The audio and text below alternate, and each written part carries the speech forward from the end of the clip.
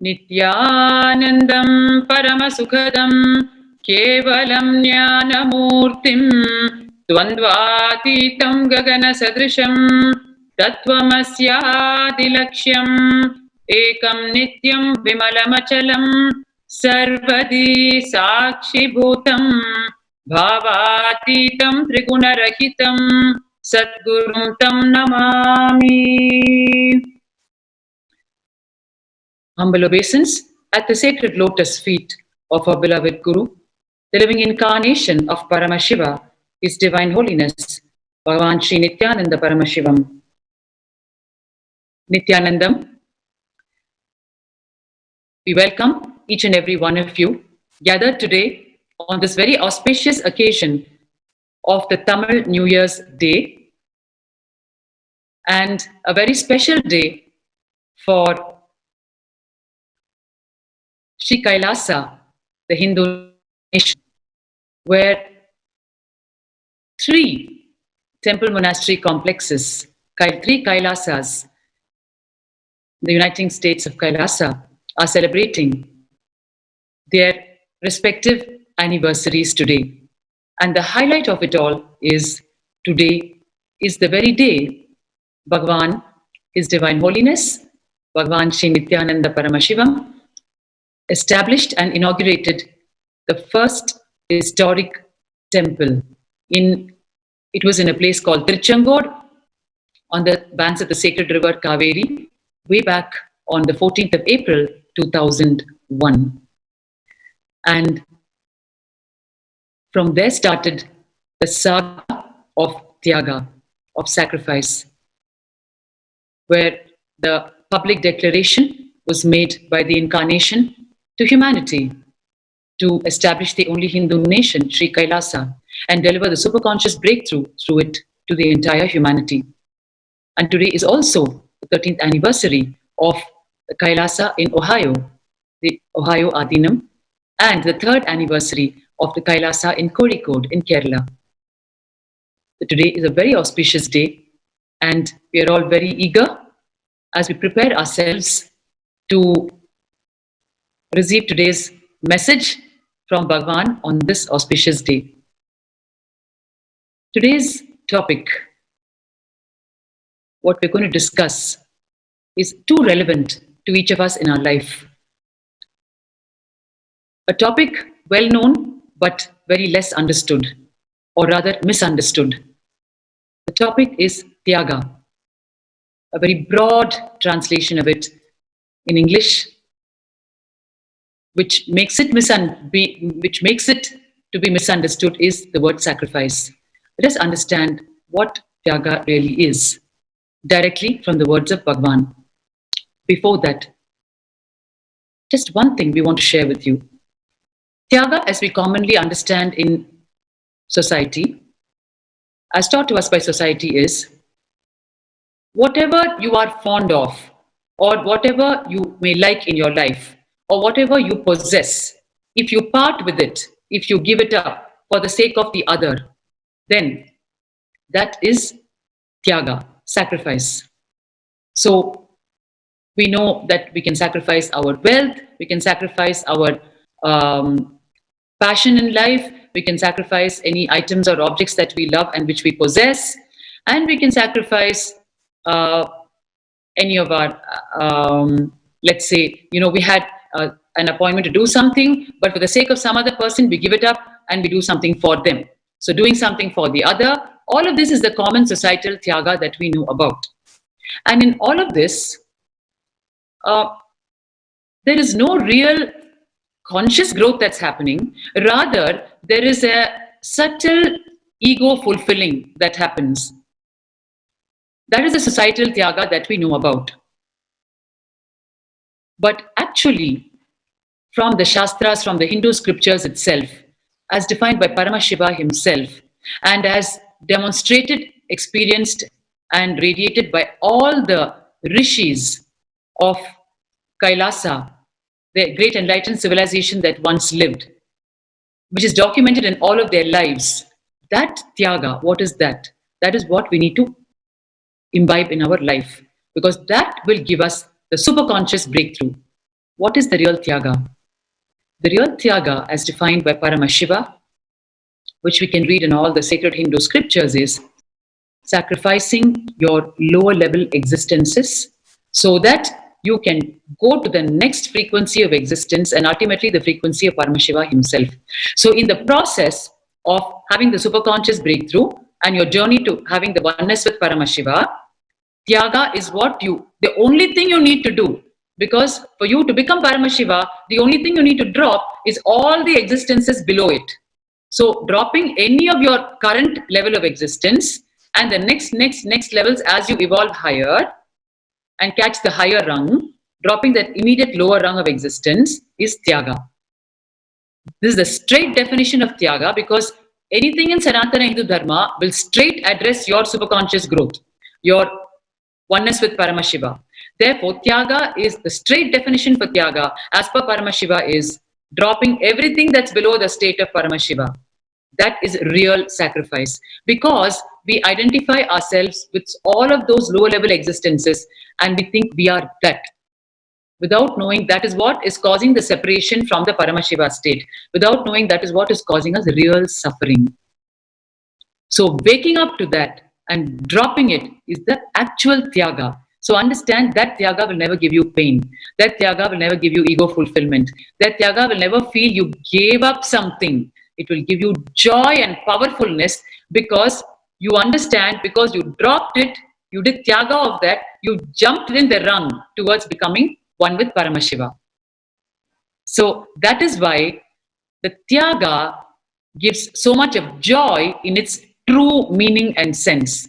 Whereas the societal Tyaga that we know always comes with either an ego fulfillment or a pain or something that you gave up. Not in so much of a positive connotation, but in a rather negative connotation. Whereas the real Tyaga will only wake you up and make you so joyful and powerful. So this is the definition of Tyaga we need to understand. Then, how does Paramashiva become Tyaga Raja, which is the topic for today for our Paramashivoham level 2 participants who are well underway in their program with Bhagwan, the breakthrough program, which is happening globally across 3 time zones. So then how does Paramashiva become Tyaga Raja? Tyaga Raja means the king of all Tyagas, the very definition, personification of Tyaga itself. How does he become? If giving up your lower existence is Tyaga, then there is no lower existence for Paramashiva. So then how does Paramashiva become Tyaga Raja? Well, the state Paramashiva is in is the very state of the entire, is the ultimate state, the cosmic principle itself. And so anything that he does in the human plane, when he assumes the human form, even the decision to take a human form and come down to deliver the superconscious breakthrough to humanity, from that decision, everything is Tyaga.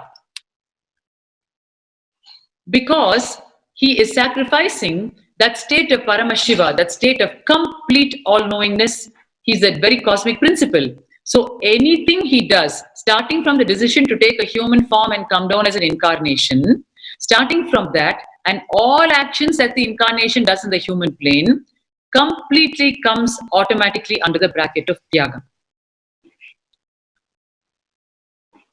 So this understanding how Paramashiva becomes Tyagaraja becomes a huge click for us in our own life.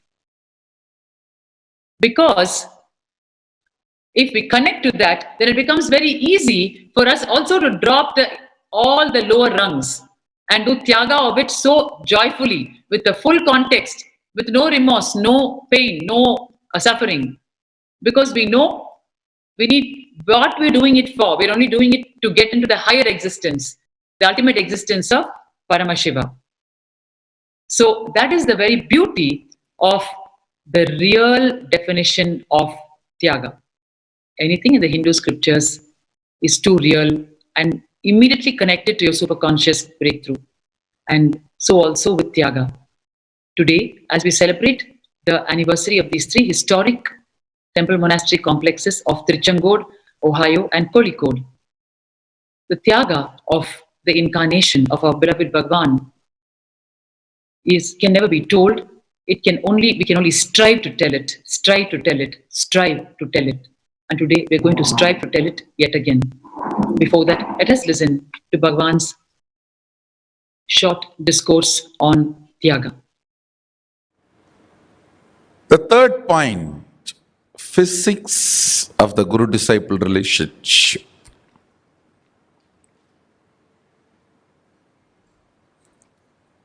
Understand the third point, the physics of the Guru-disciple relationship is realization. Let me precisely explain what is realization. You declare the truth. First, you need to consciously do listening, internalizing, come to the conscious conclusion. For example, I'll give you one example. Shivoham, Sadashivoham, or Mahasannidhanam, whatever. First of all, you need to consciously spend time in listening and internalizing to come to the conclusion.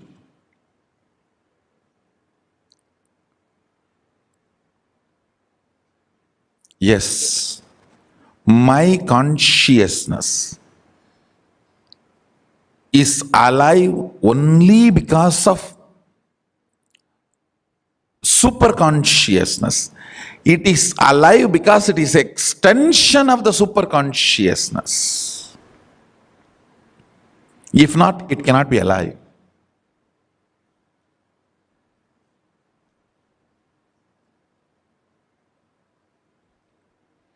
Because it is in the shade of Mahasannidhanam, it is alive.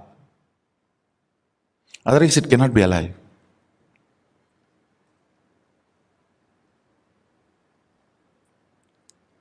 Once you come to that conscious conclusion and decision, then based on that powerful cognition, you start manifesting powers. When you try to manifest powers, if you manifest, great. If you are not, that should not shake your conscious conclusion. You should only stand with the conscious conclusion, and all the ups and downs you are going through while holding on to that conclusion and proceeding with your life with one attitude of Tyaga. Understand? I'll explain more detail. You declare, I am Mahasannidhanam. With this conscious conclusion, you start manifesting powers. If you manifest, great. That is going to add strength to your confidence, your will persistence, your consciousness. If you are not manifesting, if you are struggling, there is ups and downs, coming and going, or not coming at all. During those moments, carrying on with your life, continuing holding on to this conscious decision, and carrying on with your life with the attitude of Tyaga is realization. Understand, you cannot bargain with Sadashiva. If I manifest these powers, I will accept I am Sadashiva. Otherwise, I am not going to. No. With Sadashiva, Only one attitude works: prayer.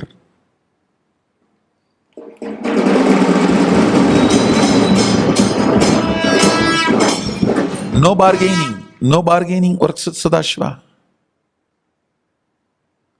Other than prayer, nothing else works. Nothing else works. Any business transaction, any bargain doesn't work with Sadashiva.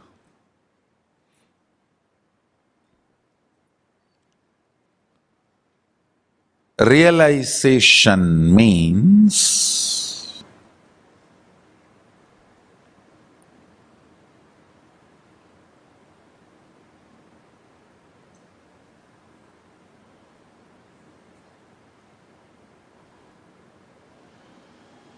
understand, I am repeating. Realization means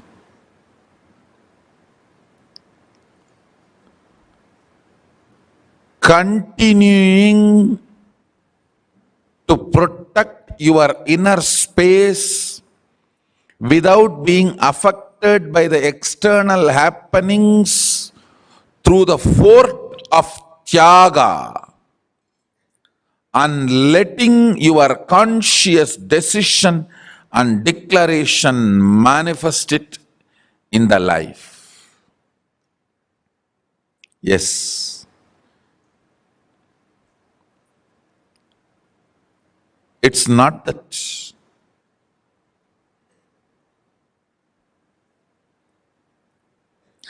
all others realized their Sadashiva, their Mahasadashivatva, only you are struggling with it. No. Anyone who realized has struggled with it. If they have not struggled with it, they have not realized it. Understand, during that struggle,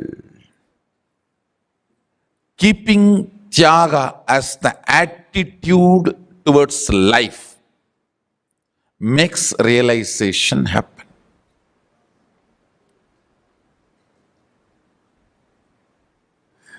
Understand, if you have the attitude of why me, even if you are world's richest man, you will not be in the space of completion and relaxed. Just if you develop this one understanding of Tyaga, I don't care about ups and downs. My conscious decisions and conclusions are my life. That's it. That's it. That Tyaga will manifest in tons of ways, like how Tyaga is manifesting in me. I have decided to be ferocious with me and decided to go and be in the temple. So I decided, let me be ferocious with myself. Let me go and sit under the banyan tree in the temple whole day so that we will constantly move things and make the temple happen. Yesterday, one Adinavasi came and said, I want to be in Nirahara. That's the way I want to imbibe all your construction plans and start making it into realization. No, actually, it was wonderful. Then I called and guided her that do it step by step like this, so your health does not break. Smoothly, the transition happens into the Tyaga manifesting as powerfulness, ferociousness. I still remember, Arunagiri Yogeshwara gave me one copper coin in which Arunachaleshwara's form was printed. I was keeping it and worshipping it. It was very near and dear for me. One day, one of my classmates,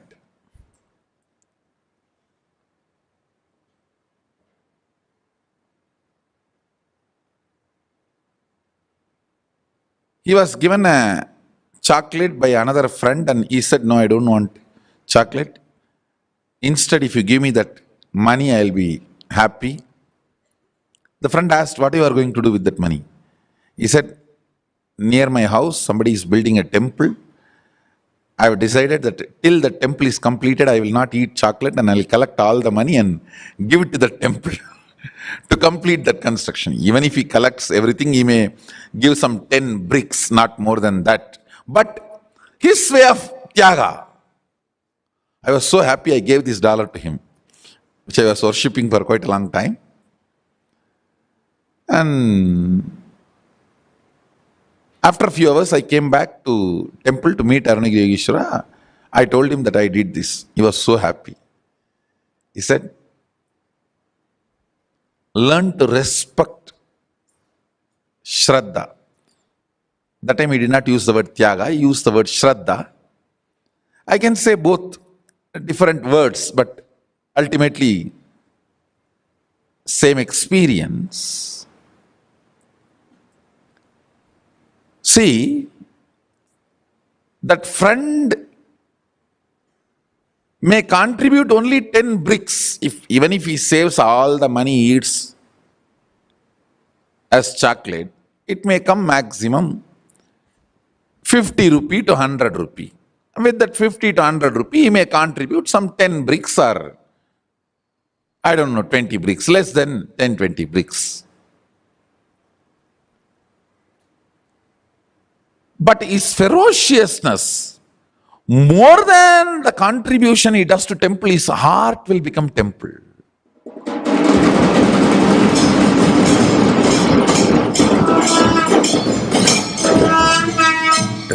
I tell you, same with Shambhava. She only decided to be Nirahari. More than, of course, she is going to grasp the whole construction theme. I also blessed her. She will have diseaseless Icha Mrityu and her body will not have any defects of death. It will be like a Jivan Mukta Sarira.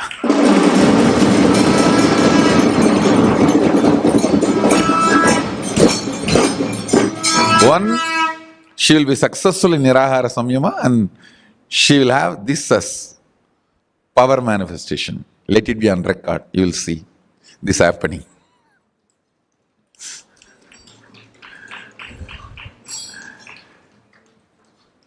Understand, when you do some Tyaga, the impact is in multiple level.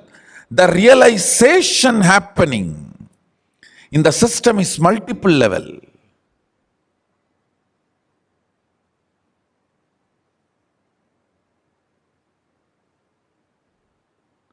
It is like a, not just, see, you do Tyaga of giving up solid food to imbibe Swamiji's vision about construction. It's not that only that will happen to you. Multiple things are instigated in your system, like invoked in your system, provoked in your system. That leads to multiple goodness, like a one gear set to motion. So that moves multiple gears.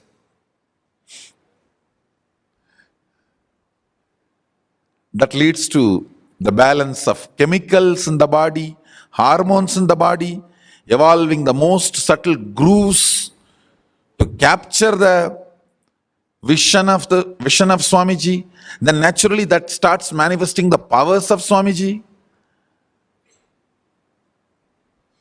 That naturally purifies the system, like tons of things.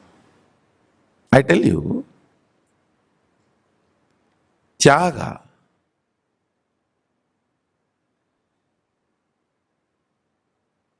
makes the realization easy. Very easy. I'm telling you, me going and sitting in the temple and constructing the temple, it's not that only temple is going to be built.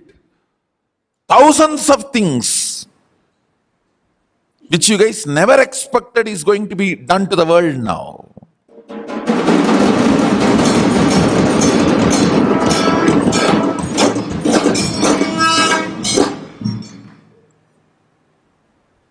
Just today I decided that Sadashiva Mandapa, the first Mandapa which we are building now with 160 pillars, the whole thing is going to be done in silver.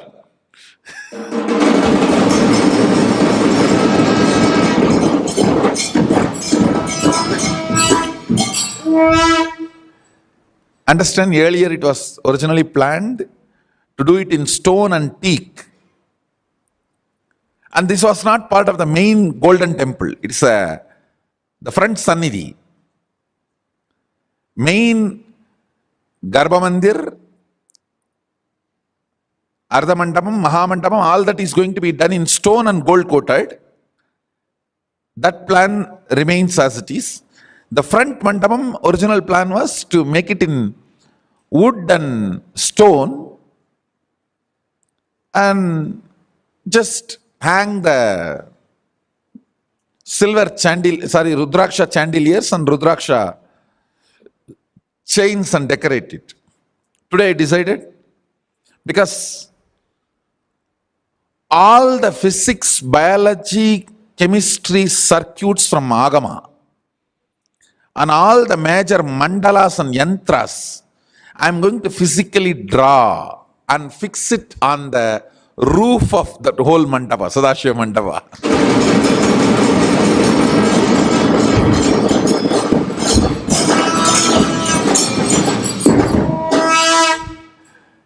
Like Sri Chakra,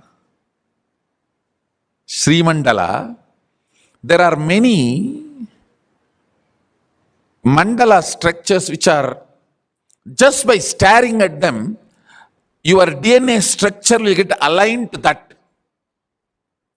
And certain power manifestation will start happening in you. I tell you, 21 minutes, if you just stare at Sri Mandala every day, your third eye will start functioning.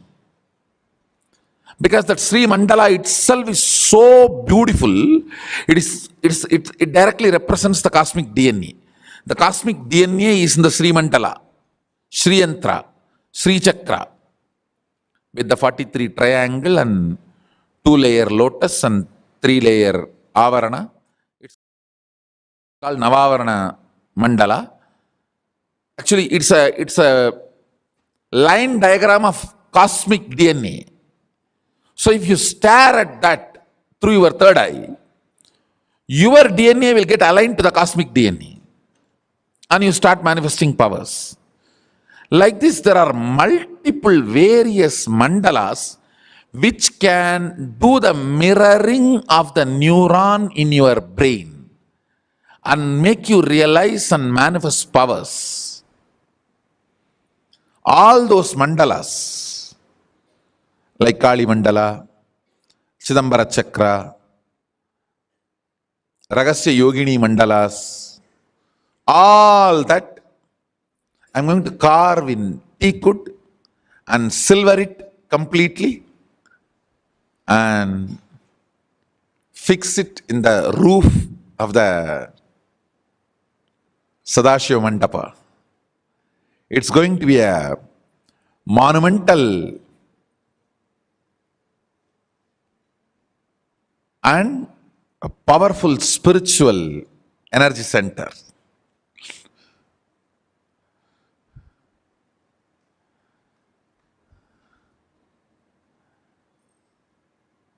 And it is also going to be very historical. Now the bone structure is ready. The bone structure is wood. Bone structure is stone. On that, the wood will be cladded. On that wood, the carvings will be done. On the roof will be teakwood. On that, the steel sheet will be fixed. Silver sheet will be fixed. The silver sheet, it will be carved. So the whole thing will be something like 10 tons silver may be used, and maybe 500-ton teakwood will be used. 500-ton teakwood and 10-ton silver, roughly I am saying, will be used. It'll represent the whole cosmos. All the powerful energy mandalas will be carved in silver, and it will be available in that mandapa with energizing, means prana pratishtha will be done to all of them, and the regular puja, worship,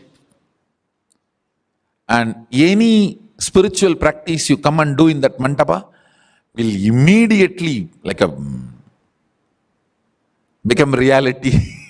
Literally, it will just get multiplied millions of times and manifest the powers immediately. It will be literally like a power manifestation mandapa. Come and sit and stare, you will manifest powers.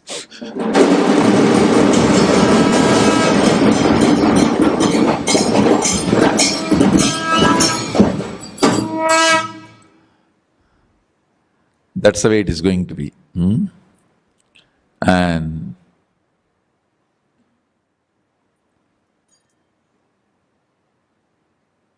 this whole mandapam was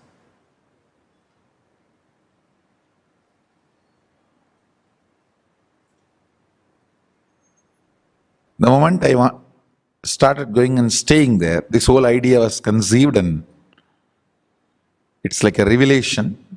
Now I'm taking the whole thing to the next level. Once it is done in pure silver, then all that mandalas will be gold coated as per the instruction in Agama. The deities, gods and goddesses. And you can see the construction of the Sadashiva Mandapa happening.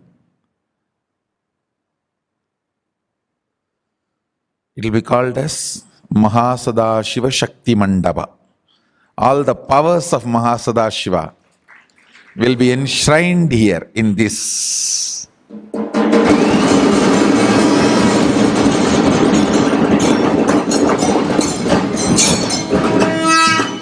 In the form of mandala,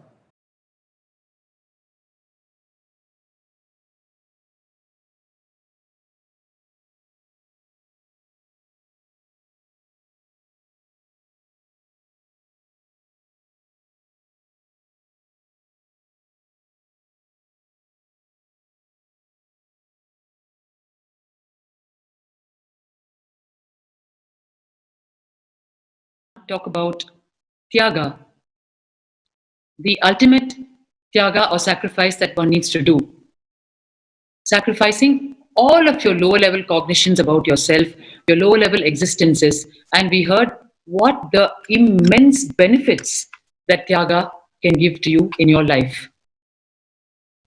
Just with one component, Tyaga, in your life, it can just manifest everything that you aspire for. That is the greatness of the truths of Sanatana Hindu Dharma.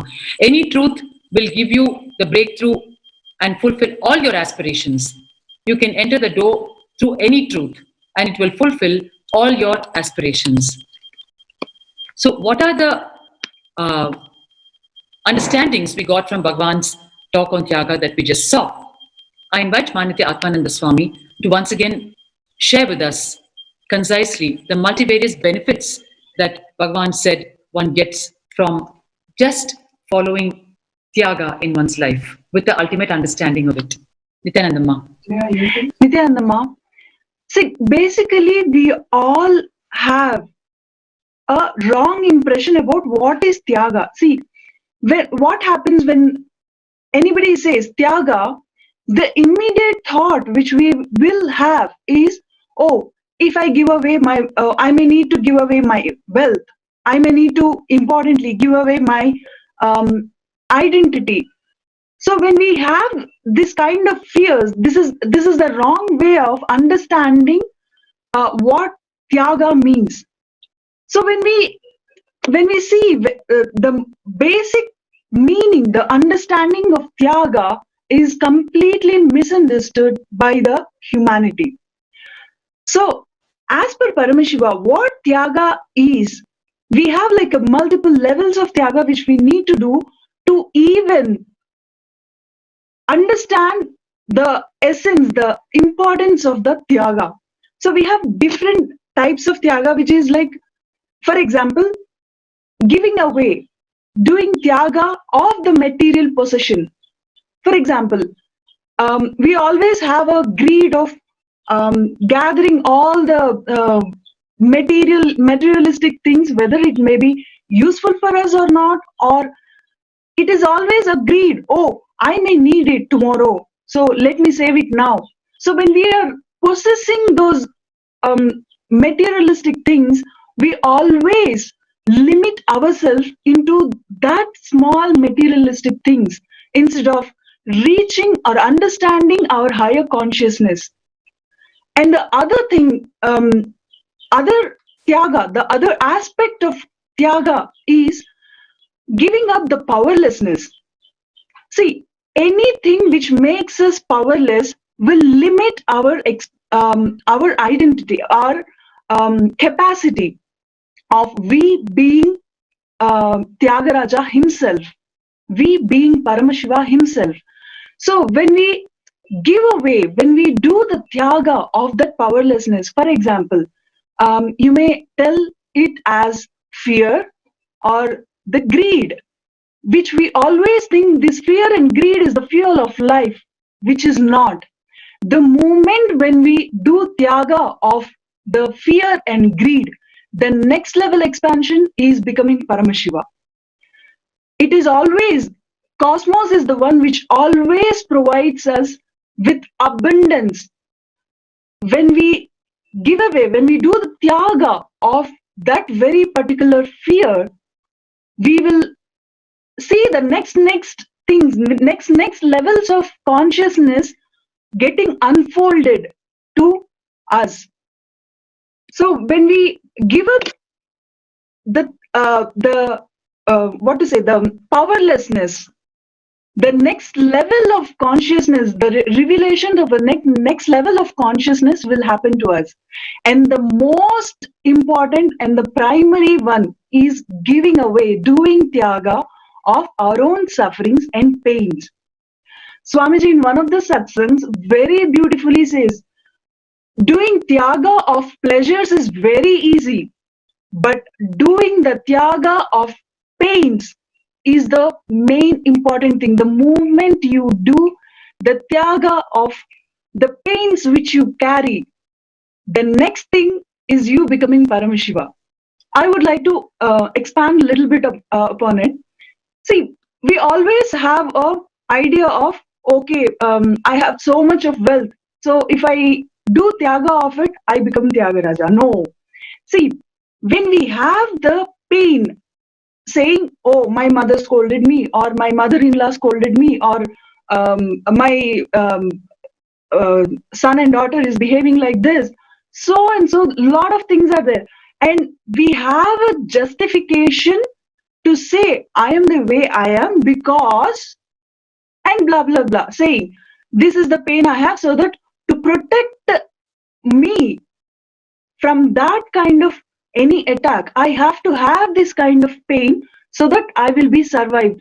No, never the powerlessness will.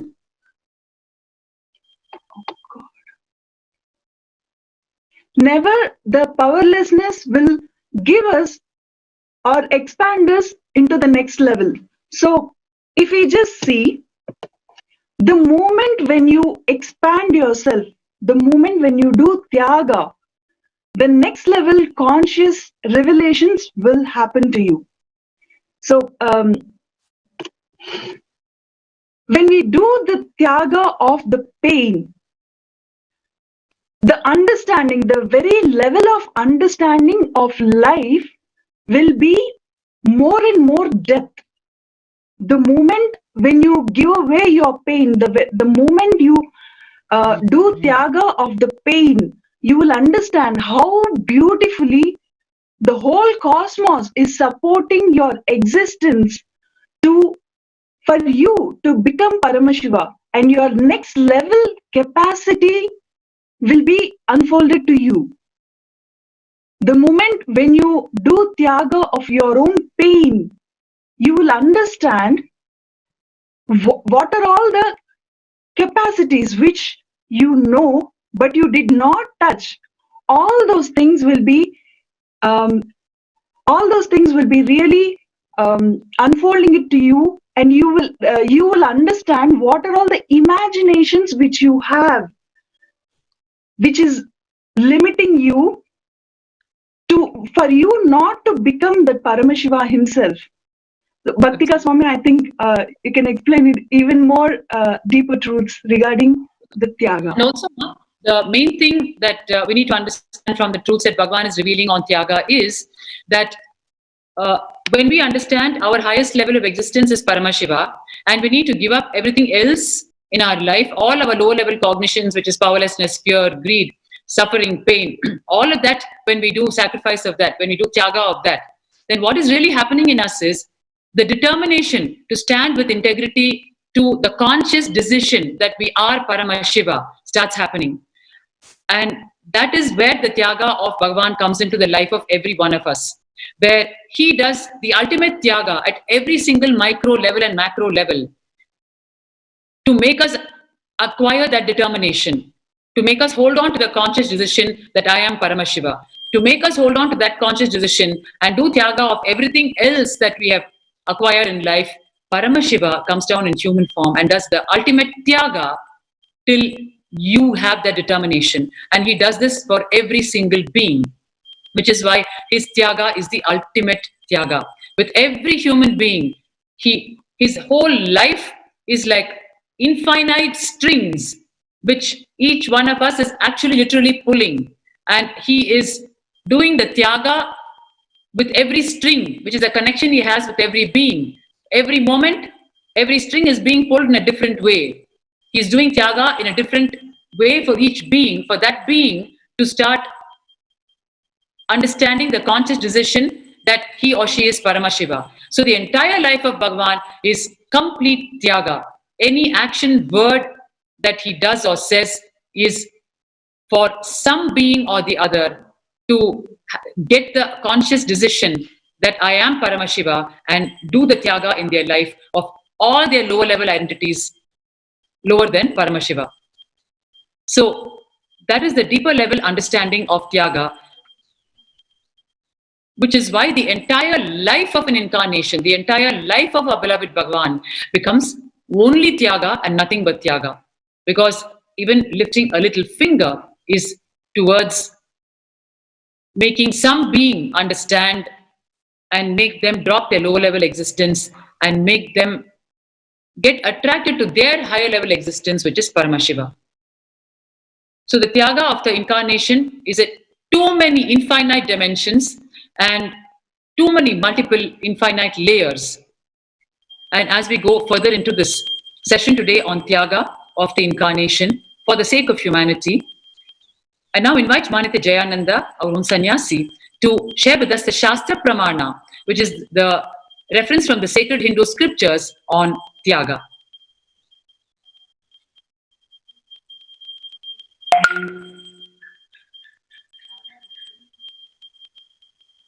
Thank you, Bhaktika Swami.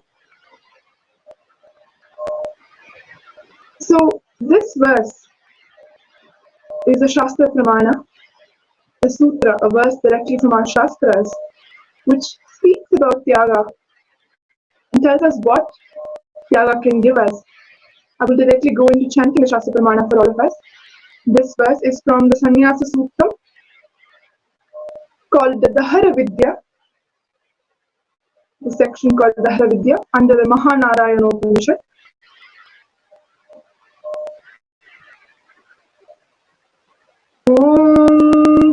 न कर्मणा न प्रजया धने न त्यागे नैके अमृतत्वमानशुः परेण नाकं निहितं गुहायां विभ्राजते यद्यतयो विशन्ति. Vedanta Vijnana Sunischitartha Sannyasa Yoga Yataya Shuddha Sattvaha. There's a beautiful verse. I will also read out the meaning, which says that neither by actions, nor through progeny, nor through wealth, but only by renunciation alone is immortality achieved. I repeat, neither by actions nor through progeny and wealth, but by renunciation alone is immortality attained. The second line goes on to say, this state is far beyond the highest heaven that the sages perceive. It is hidden in the cave of the heart, shining brilliantly therein. The third line goes on to say, those who have a clear understanding of the principles of the science of Vedanta, who have purified themselves by the means of the yoga of renunciation, and who are thus established in the state of supreme, are totally liberated into the Brahman. This is a verse from Sannyasa Sukta, which speaks about Tyaga, which clearly tells us that by Tyaga, we're not losing anything. In fact, it is a resource that gifts us with immortality itself. Like Swamiji says, Tyaga is that cosmic currency. It is a resource that we're building every time we decide to do Tyaga. Bhaktika Swami, I would request you to take us through deeper insights of Tyaga. Yes, thank you, Ma. Our sacred Hindu scriptures tells us clearly each and every truth on the Hindu cosmic principles. And when we apply it in our life directly, it will straight away give us a superconscious breakthrough. That is the greatness of every single truth. And as we all know, literally for over a month now, in the everyday morning Nithyananda Satsang, delivered by our beloved Bhagwan, he has been literally drilling into us the truth about Tyaga. Because if we internalize this one truth, if we understand this one powerful cognition, then it is like a center pin, which, when removed, completely liberates you from all of your lower level existences, and you can straight away take the leap into the higher frequency of your own existence, which is the state of Paramashiva. Which is why Bhagavan dwelt upon this topic at such great length. Never has he spoken at so much length about any other topic consistently in the everyday morning satsang. So understand, whatever the incarnations emphasize, then that becomes the essence which we need to catch for our life. Which is why the very essence of the life of Bhagavan is Tyaga, sacrifice. Whoever you may be, whatever may be your background, and wherever you are from the side of Bhagavan, the moment you set your eyes on him, the moment he enters your life, his Tyaga towards you starts. He does not know anything else. Today, we are poised to see the historic happening of the three temple monastery complexes, the Tiruchengode Adinam, the Ohio Adinam, and the Kozhikode Adinam. The three of them speak volumes of the Tyaga, the sacrifice of Bhagavan, especially the Tiruchengode Adinam, which stands on the sacred river Kaveri in Tiruchengode in Tamil Nadu. And it was way back in the year 2000 when Bhagavan came down from the Himalayas, where he was in a spiritual wandering, gracing all the people wherever he went, who were probably yearning for him for lifetimes, waiting to be graced by him. He undertook the Parivrajaka, the spiritual wandering. And when he came down from Omkareshwar, Narmada,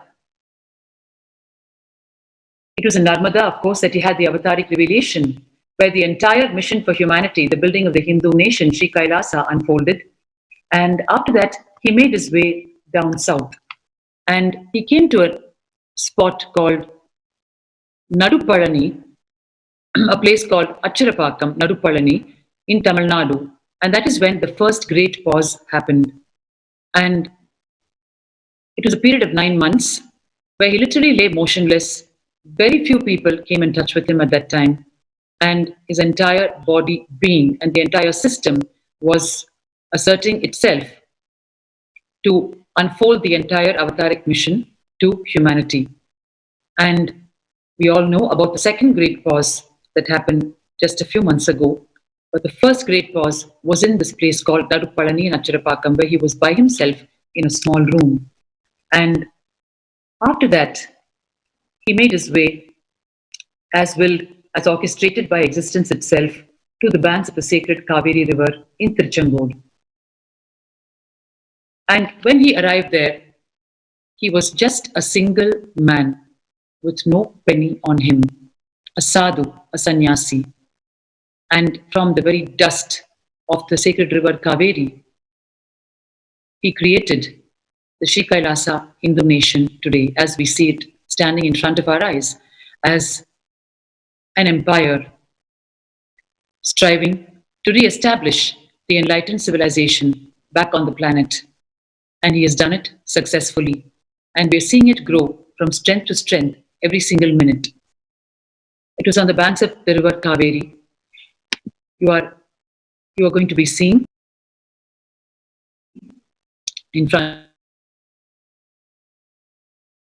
which is right next to our monastery, which Bhagavan established in Tiruchengood, in a small village called Pallipalayam. Yes, you're seeing it now.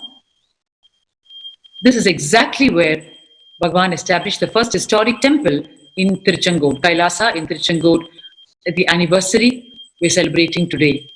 This is the first, on the banks of this river, the first temple Bhagavan established. It is here that he came without even a single penny on him, not knowing how the vision is going to unfold. And there's a very significant photograph you're seeing here. This thatched roof building that you're seeing in front of you is the first building, the first roof that Bhagavan built over his head. And this is where he lived, from which the entire empire of Sri Kailasa was built. And to your left, you're seeing a small four-pillared structure. And this is where the Samadhi, which is the resting place of the donor of this land, is located. And the donor of this land, Pongiya Nagaundar, saw this young sadhu lying on this very Samadhi, and which was his father's Samadhi, and he approached Bhagavan and requested him to accept this very land as an offering to him. Understand, when you are who you are, the space you are in, that manifests your world around you. And from this very small thatched roof structure that Bhagavan himself built on the sacred banks of the river Kaveri, the first humble abode happened when Pongiya Nagaundar donated the land to Bhagavan. Pongiya Nagaundar was guided by none other than the 232nd Pontiff of the Tondemandala Adinam in the Tondemandala region in Tamil Nadu. This Tiruchengood area falls. And Pongiya Nagaundar was guided by the 232nd Pontiff of the Tondemandala Adinam to donate this land to Bhagavan, to young Bhagavan. And Pongiya Nagaundar followed his guidance with the strong intuition and guided by existence itself that this land was orchestrated for a much higher purpose. You are seeing some of the very early photographs of the Tiruchengood Adinam, and here you are seeing a bilva tree which holds a very special significance. This bilva tree is located inside the Tiruchengood Adinam, which Bhagavan inaugurated on the 14th of April 2001. When Bhagavan was sitting in the banks of river Kaveri, which you're seeing now in front of you, he had his eyes closed, and suddenly he beheld the vision of a divine mother, none other than Mother Kaveri herself, who came and offered a garland to him and showered him with bilva leaves. And those very bilva leaves, Bhagavan collected and put it in the Tiruchengodu Adinam, and in that very spot, this bilva tree grew. And today, the sannyasis of the mission worship this bilva tree as its very origin is so mystical. Requesting to show the bilva tree. And the sacred river Kaveri here holds a very special significance. Yes, this is the bilva tree, the mystical bilva tree. When Paramashiva himself comes down in human form and starts executing the saga of sacrifice, every step becomes a showering by the cosmos. This bilva tree is one of the energy hubs of the Tiruchengodu Adinam today. And the Kaveri here itself has a special significance, which is the other aspect of sacrifice of Bhagavan in choosing this location. Every choice, every consideration, every word, thought, deed, and action of Bhagavan as the living incarnation of Paramashiva is based off Tyaga, is based off sacrifice for humanity. He chose this very location in order to give the experience to humanity of Mother Kaveri, because she is very special in this location. Why? Because just like how Mother Ganga takes a U-turn against her own very current in Kashi, in Varanasi, just to worship Lord Vishwanatha, the Shivalinga in the Varanasi temple, same way Mother Kaveri takes a U-turn here in this very location which Bhagavan chose for the Tiruchengodu Adinam. She takes a U-turn to worship Paramashiva. And therefore, in this Adinam, Bhagavan installed the Shivalinga, to which Mother Kaveri is paying her humble obeisance. You can see it in front of you. And this place carries the energy of Varanasi itself. The ultimate compassion and Tyaga of the incarnation has to be understood here. For those who cannot travel all the way to Varanasi, to Kashi, and experience the energy of liberation in their life, experience the ultimate mukti in their life, this place Bhagavan has recognized and established the Tiruchengodu Adinam for people to converge, to congregate, and have the same energy as Kashi, as Varanasi here. Every single consideration is for the sake of humanity, and his own body, he is willing to stretch to any extreme to make it happen for humanity. The nitty-gritty details he addresses to give that bit of benefit for humanity without leaving any stone unturned is the saga of his sacrifice. And this Tiruchengodu Adinam today is manned by the sannyasis of the Nithyananda order, and every purpose which Bhagavan conceived this Tiruchengodu Adinam for the sake of humanity, is being met in the Tiruchengodu Adinam today. So many years ago, when Bhagavan went to Tiruchengodu and just lay down with empty hands under that samadhi that you saw of the donor, there was nothing he had with him. And from that, the entire empire was built through his sheer sacrifice, through his sheer Tyaga. He created every individual, every devotee, by adding value to their life, by sacrificing himself and adding benefit and value to their life. He literally burnt himself out in every possible way, added value to each one's life, and they became part of Bhagavan's life. And when they became part of Bhagavan's life, they started having the superconscious breakthrough. And out of all that, the entire Tiruchengodu Adinam started happening. We will now see, before Bhagavan came to this spot, how he landed in Tiruchengodu, and even before he put this humble roof over his head. In fact, you need to know, even before the inauguration was done on April 14th, this very day in 2001, even before the roof, the building, the thatch building was completed, the inauguration happened and Bhagwan moved into it.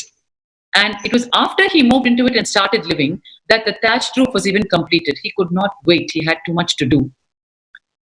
Now we will see, before he came to this inaugural stage of the historic Tiruchengood Adinam, how and what did he do in Tiruchengood?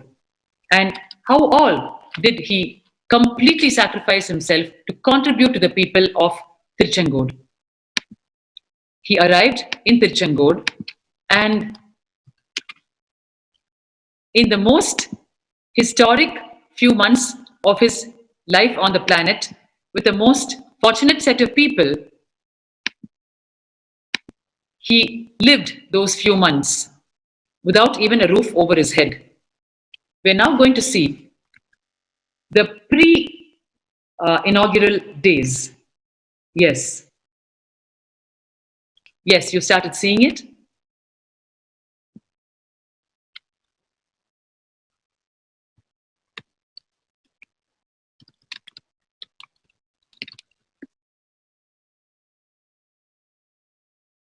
This is the sacred river Kaveri, on which Bhagwan set up the first enlightenment ecosystem for humanity after he assumed the human form. And what happened before that, you are going to see just now.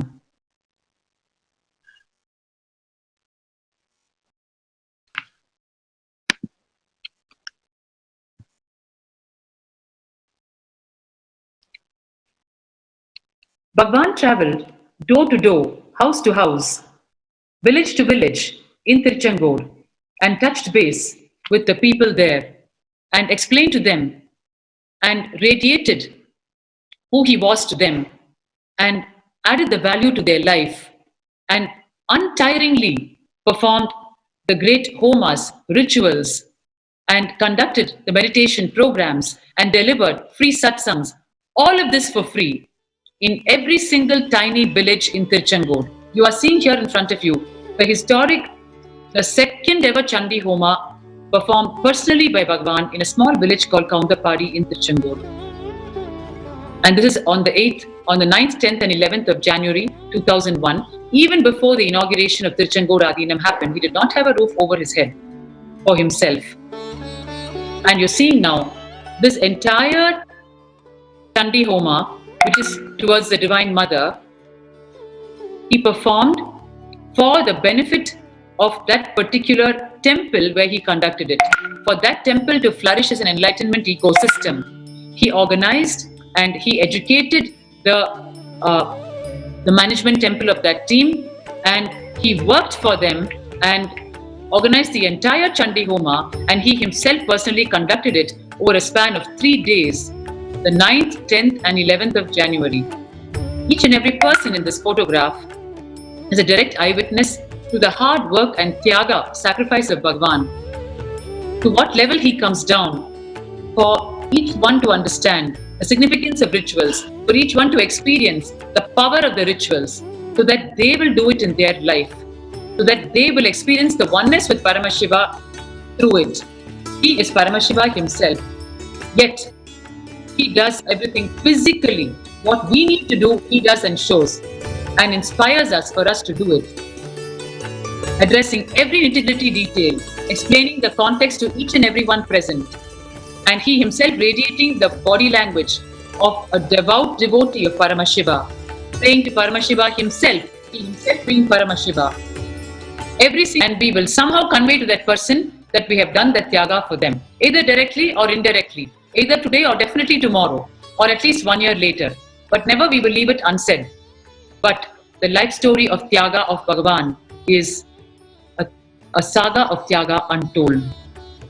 With any words we may use, any word that we are using even right now is extremely inadequate and therefore not at all describing the Tyaga of Bhagavan. His very existence on the planet in human form is a Tyaga, a sacrifice. I invite Nithya Satsang to give further insights into the Tyaga of Bhagavan. Yes, Ma. Nithyananda. Thank you for giving this opportunity to be able to tell all the viewers what are the details of how His Divine Holiness had intensely got down into the details, intensely worked for the creation of what we all know and experience and live as Sri Kailasa today. As we have just seen, these photos, the photographs of Chandi Homa that he was preparing for and then conducting himself, you have seen this entire construction of Chandi Homa is entirely done by His Divine Holiness himself. I'd just like to describe first what this Chandi Homa is, why it is important, and what His Divine Holiness was actually doing at this time before inaugurating the Tiruchengod Adinam Sri Kailasa in Tiruchengod, before starting his mission. What is the significance of Chandi Homa at this time? Chandi Homa is one of the dearest and most intricate rituals that can be conducted in Hinduism, and one of the most dear rituals to the heart of His Divine Holiness. Why we know this is because continuously, every year, every Navaratri, every Diwali, His Divine Holiness has either personally conducted or overseen conducting the Chandi Homa every single year without a doubt. And now, in the Nithyanandeshwara Paramashiva Devalayam, the Chandi Homa is continuously going and continuously happening every single day. This process, this ritual is an intense energy creation. It's an intense offering for Chandi, the Divine Mother, the most ferocious energy. And in order to build Sri Kailasa, in order to revive Sri Kailasa, Chandi Homa, His Divine Holiness had chosen to do and to revive, to start the reviving of Sri Kailasa. As I was able to explain, His Divine Holiness started the intense passion for chanting the Devi Mahatyam, as we know, as early as 1995, the very first copy that he had owned, which is still with the biography archives of Sri Kailasa, is from 1995. The Devi Mahatyam is a very grand 700-verse detailed Purana and story of how Devi came down in different manifestations, in different forms, in her most ferocious form, in order to slay the demons which were creating intense havoc at the time. This Devi Mahatyam is 13 chapters of different times, different epics where Devi, the divine goddess, comes down and defeats the different demons which have manifested in different eras of time. So the entire Devi Mahatyam comes up to 700 verses. Now, this is usually chanted, if you see in Chandi Homa, by a team of priests, but His Divine Holiness at this time did not have any kind of support or any kind of team that was helping him or in order to conduct the entire Chandi Homa. So this Devi Mahatyam was entirely chanted by him. Each verse and each syllable chanted directly from him. The priests of the nearby temples had heard His Divine Holiness at this time and even came to honor him because he was chanting the Devi Mahatyam with such eloquency and such energy that they were entirely moved. After the chanting, not only is there such elaborate chanting and process just for the chanting, in the whole Chandi Homa process, the different herbs and produce are so rare just for the setup of the entire Chandi Homa that it at least takes 3 months prior. You have to gather all the things, that you have to source all of the rare herbs and processes in order to make the entire setup of the Chandi Homa.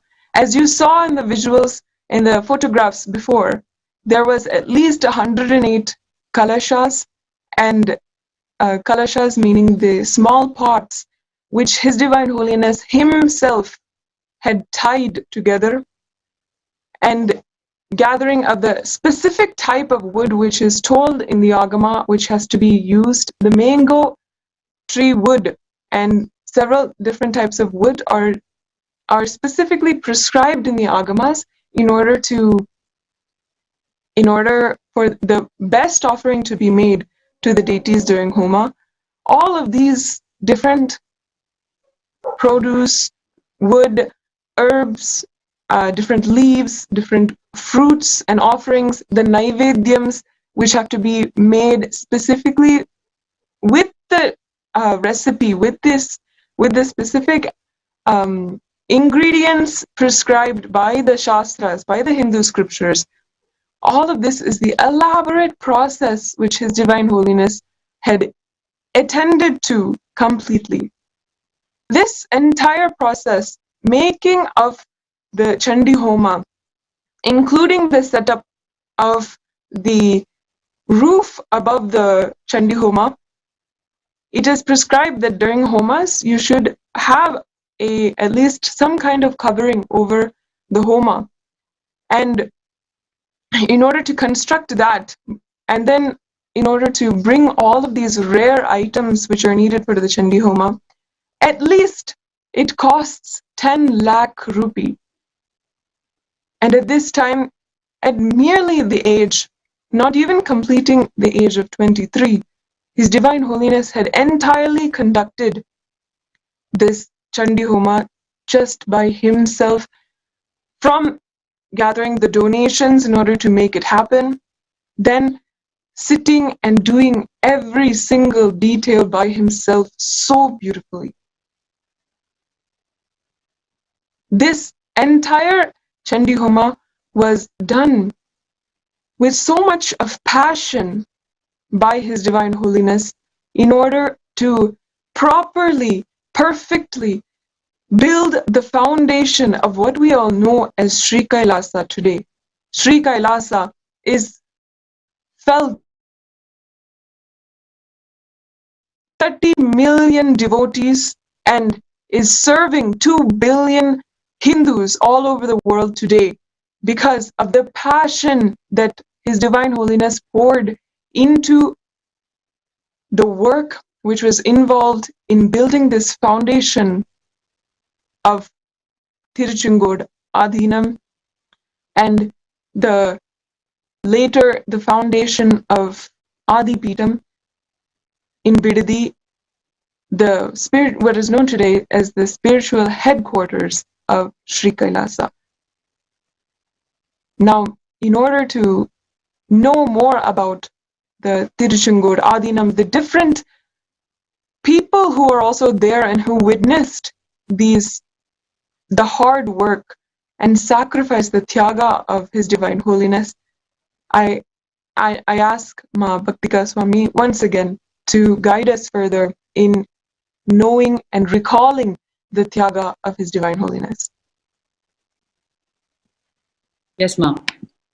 Let us now experience the deep sacrifice of the incarnation of our beloved Bhagavan by watching the short presentation on the Tiruchengod Adhinam inauguration.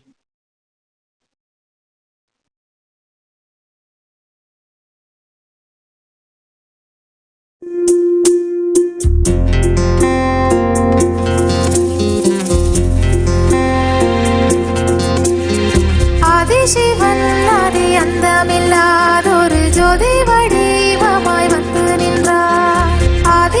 Sivan ஆதி அந்தமில்லாதொரு ஜோதி வடிவமாய் வந்து நின்றான். ஐந்தோழில் செய்தொழித்தான், அந்த வருத்தம் தீர்த்திட உலகம் வந்தான்.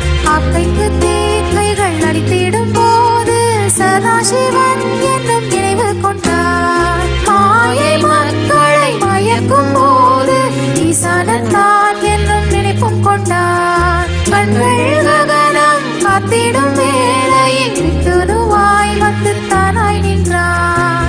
ஆகாத மனிதரை அழித்திடும் வேளையில் ஆகி நின்றான் அவன் ருத்திரனான். ஆதிசிவன் ஆதி அந்தமில்லாதொரு ஜோதி வடிவமாய் வந்து நின்றான்.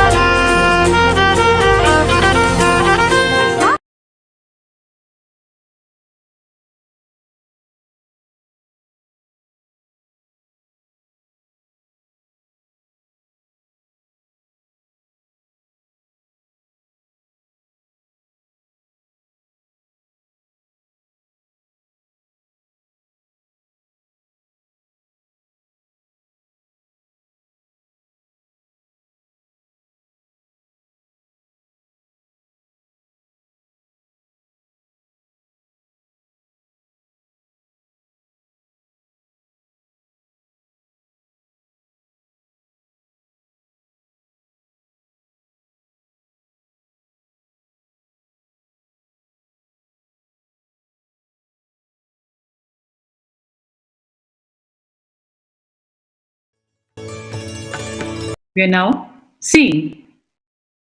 continuing to see the historic first Tiruchengood Adinam temple established by Bhagwan. He is offering the Arati to the sacred river Kaveri here, and you can see the prevalent conditions around him in which he was living. But yet, his focus was on personally performing all the rituals that was required so that the people around him would catch it, imbibe it, and experience the benefit of it in their own life and make it a part of their lifestyle, which is a lifestyle of Sri Kailasa, the enlightened civilization. And you can see Bhagwan here in deep humility and devotion on the banks of the sacred river Kaveri in his morning and evening sacred ablutions. People around him, the lifestyle of Sri Kailasa, radiating deep devotion to the divine, so that every being around him will catch it and make it a part of their being, which will give them the superconscious breakthrough. Every action of the incarnation is with a deep sacrifice and purpose of making us human beings raise our frequency of existence.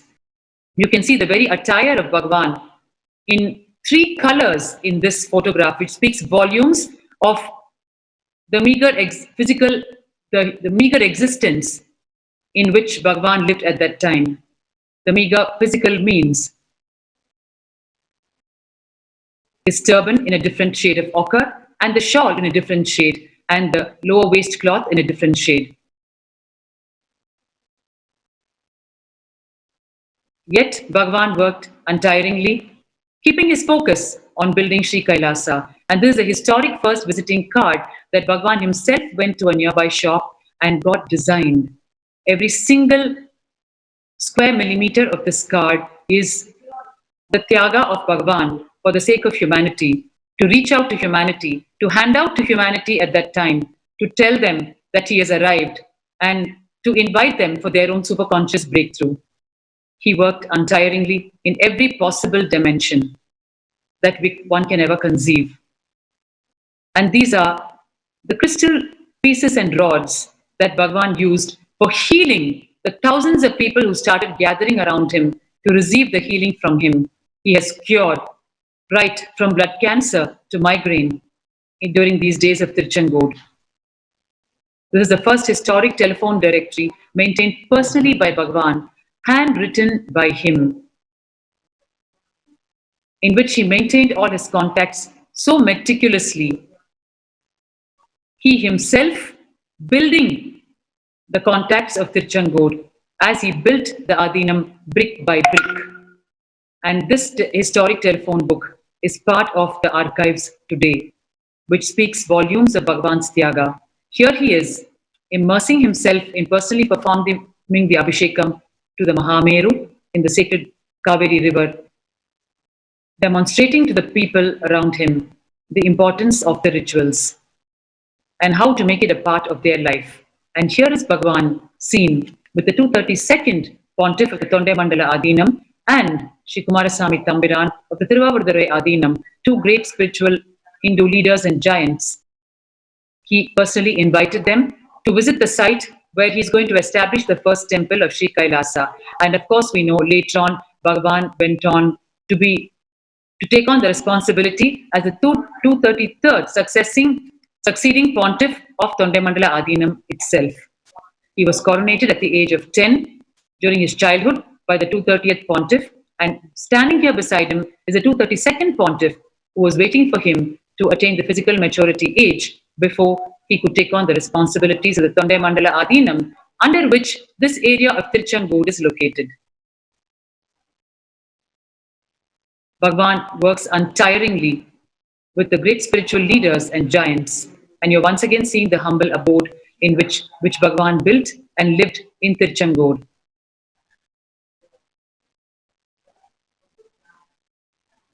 At this very stage of this building, Bhagavan moved into the very building because he had no time to spare. He had to move very fast, rapidly, to establish Sri Kailasa for the sake of humanity. And this is the public function that Bhagavan organized even months before he inaugurated the Adinam in Tiruchengood, because he wanted to announce to the people in Tiruchengood about the upcoming temple in Tiruchengood, the upcoming enlightenment ecosystem. And therefore, with extreme sincerity, he organized this public function. Even in this public function, you can see the very attire of Bhagavan speaking volumes about the life that he was living on the banks of Kaveri at that time, the deep life of sacrifice. In spite of that, he organized the public function, leaving no stone unturned in announcing to humanity that he is on his way to establishing the historic first temple of Sri Kailasa, always wearing a smile, hiding the deep Tyaga that he is doing every moment, never wanting to give us an ounce of pain in case we came to be aware of the Tyaga that is happening in front of our own eyes, of the untold story of Tyaga, of the incarnation.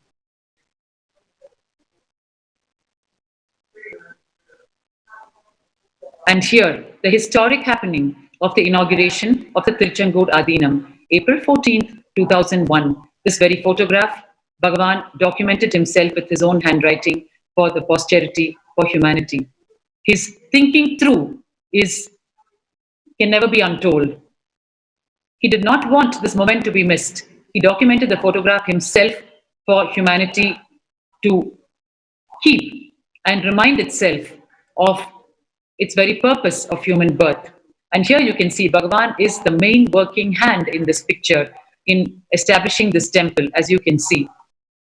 He is holding the very items meant for inauguration, and he is just assisted by the few people who are deeply inspired by him, who offer their assistance purely out of the value Bhagavan added to their life at that point in time. Otherwise, Bhagavan was by himself, making the whole thing happen. And he named it Sri Ramakrishna Dhyanapitam, paying tribute to Sri Ramakrishna Paramahamsa, as you can see here. This is a photograph of Sri Ramakrishna, which he placed, paying tribute to the great Sri Ramakrishna Paramahamsa, in whose monastery he lived as an austere brahmachari for 4 years between 1995 and 1999. And this is the traditional boiling of the milk when you inaugurate any sacred place. And Bhagavan attended to even this micro detail and ensured that even this tradition was followed, so that the people did not miss any detail in what needs to be imbibed in Sanatana Hindu Dharma, which is the very process of their own superconscious breakthrough. And you can see with just the thatch roof, Bhagavan started in full swing. The complete activities of a full-fledged temple. Day after day, morning, evening, and night. People would flock to him in congregation, and he would untiringly perform the homas, rituals, the pujas, deliver the satsangs, and conduct meditation programs, and teach people the importance of a guru in their life. It is up to Paramashiva himself to teach the people the significance of Paramashiva in their life as the guru. And he did all of it just as an extension of his Tyaga. And here you can see, during the inauguration, he left no stone unturned. He ensured that he took it right up to giving the energy darshan to each and every individual who had gathered for the public function. He just flooded each one with his Tyaga, ensuring they got all benefits all around, physical, mental, and spiritual. And this is the historic first Guru Purnima celebrations Bhagavan conducted in Tirchangodadinam, sitting as the Guru, Paramashiva, yet he himself performing every ritual, every abhisheka, every homa, every arati, and once again coming back and giving the blessings to the people. It is too much a story of sacrifice to describe. Bhagavan's intense Tyaga, intense activism, unimaginable compassion for humanity, for every being. Encouraged. This is the first altar, the full altar set up by Bhagavan, and you can see Paramashiva's snake, a live snake around Paramashiva Linga in this first historic Linga consecrated by Bhagavan. When Bhagavan himself does anything, the realness of it causes the responses from cosmos itself. And this snake, which is the snake of Paramashiva himself, has found its way and has coiled itself around the first historic linga consecrated by Paramashiva, telling the people, making a huge statement that it is Bhagavan himself who has done this, and it is Bhagavan himself sitting there. As testimony to this first historic temple, Paramashiva's snake itself has appeared from nowhere and coiled itself around the Shivalinga. And the miracle is, till date, the snake lives there and appears silently, coils itself around the Shivalinga and moves away silently, not harming anyone. And witness to that are the very sannyasis who live in the Tirchangodadinam today.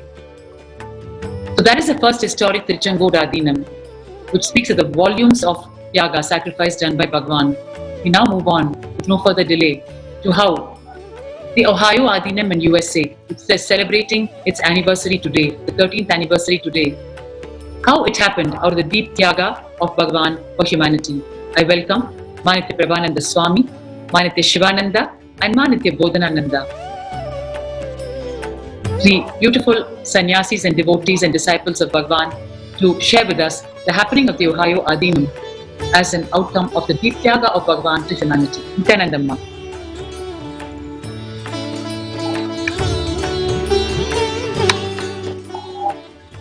Yes.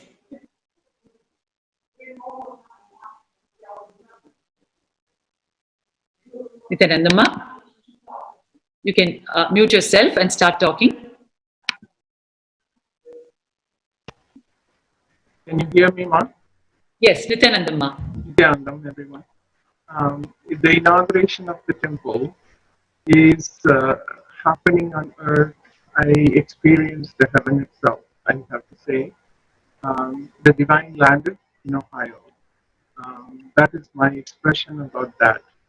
And how this temple came, it's a divine happening because I have so much to share, but I can't share it in such a short time. But how... Can you talk a bit louder, Ma? Your audio is a little broken, so if you can raise your voice, it will help viewers to understand.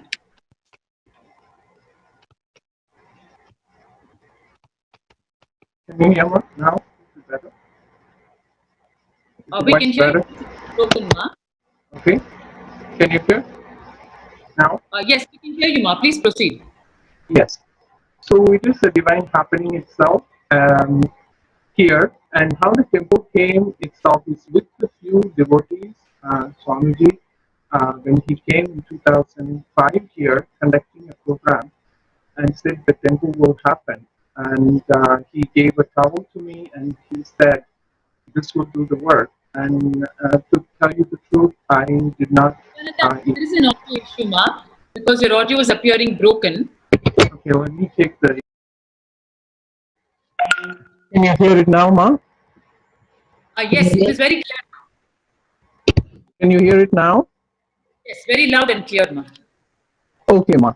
So the temple, when it was inaugurated, when Swamiji said the temple will happen in Ohio, it was hard for me to believe that it will happen because I am a human being looking at the level of the human being. And he said it will happen before his Jayanti in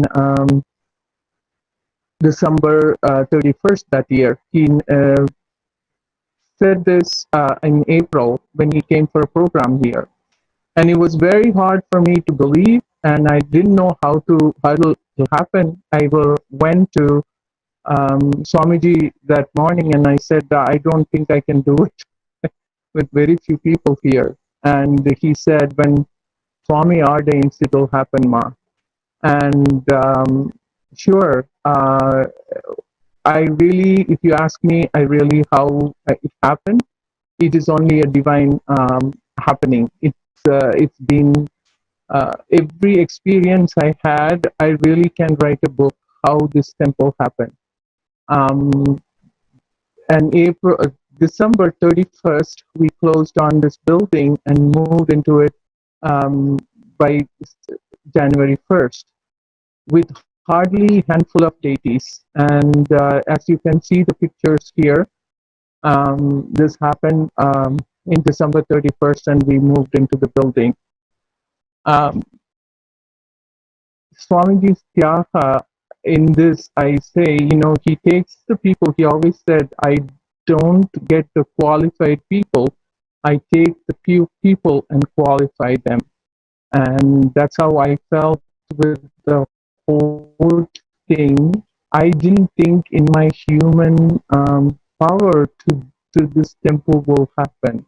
And people came, people helped, and when the inauguration happened, it was I don't know, it's like happening, so many people expressed so many experiences. When Nithyanandeshwari landed, as you can see, they look like they land from Kailash itself.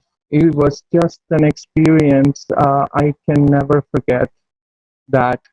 With just the Master's grace, his Tyaga. And when he says, bring a temple, it is for us to grow into a different level of being. How he raised our consciousness to the level of Paramashiva is amazing. By giving each one different chores and different idea about themselves, powerfulness about themselves is amazing how Swamiji does it. Yes, Ma, and to add to that, the highlight of it all was that this very deity of Anandeshwara, Nithyanandeshwari, was personally sculpted by Bhagavan himself, in the along with the artisans in Tamil Nadu, South India. And of course, you were in the US at that time, and we were in India, and and some of us are very fortunate to be eyewitnesses to that historic happening. Please continue, Ma.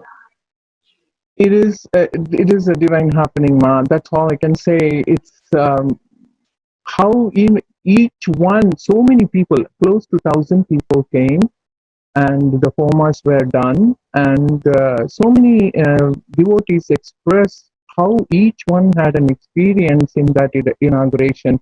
A few of them took out, they said that they were feeling like it was happening in Devaloka. The rain was there that day, and people said that it was looking like Kailash itself. Some random devotees came and told me that, and there is Bhagwan entering the temple, and it was I just cannot express it in words. It was such a beautiful. This is after we did the Kumbh Mela. Swamiji did the Kumbh Mela and declared our river, the confluence of the two rivers, as Paschim Prayag. Whoever takes a bath here, or if anybody passes away and their last rituals are done here, they will be liberated. Their souls will be liberated, he said. And I have seen that happen, how families feel so blessed and peaceful when they do the last rituals here. I have witnessed it so many times, and so many miracles in this temple. And the main thing I want to share is Kala Bhairava landed in Swamiji's body in our temple while he was staying here and energizing the temple. We were very fortunate to have the deity carved by Swamiji himself. Those deities, I just see him in those deities every day and ask all the devotees the experience with the deities here. It's amazing. And see, here's Bhagwan conducting the Homa and the Kumbh Mela. Then after this is the Kumbh Mela scene that we went around the town of Delaware. And all these devotees came from all over the world. And he's doing Kumbh Mela with the river now.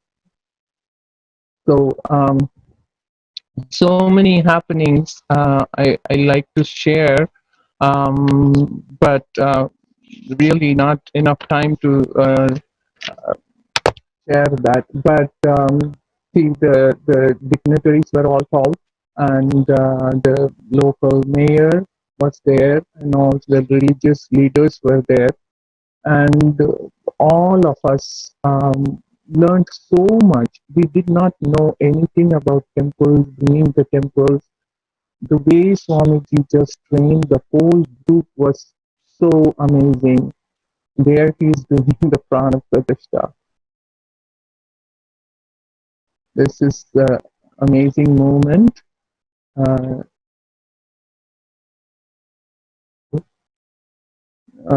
I really felt like my 2 feet was not on the ground.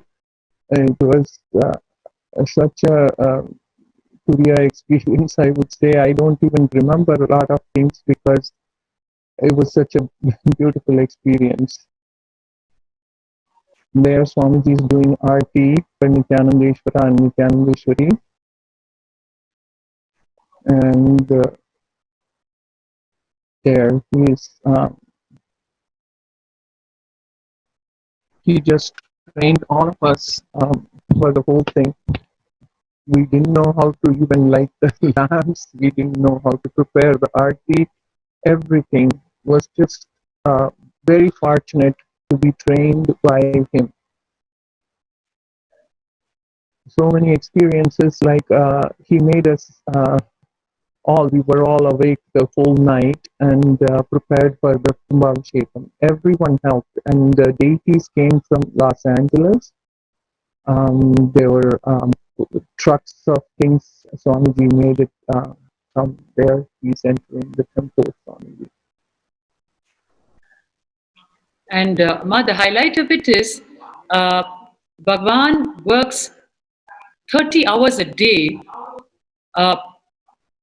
in sacrifice to humanity, adding value to each being and teaching, training each being towards that being's superconscious growth every minute, not uttering a word about his Tyaga that goes on silently.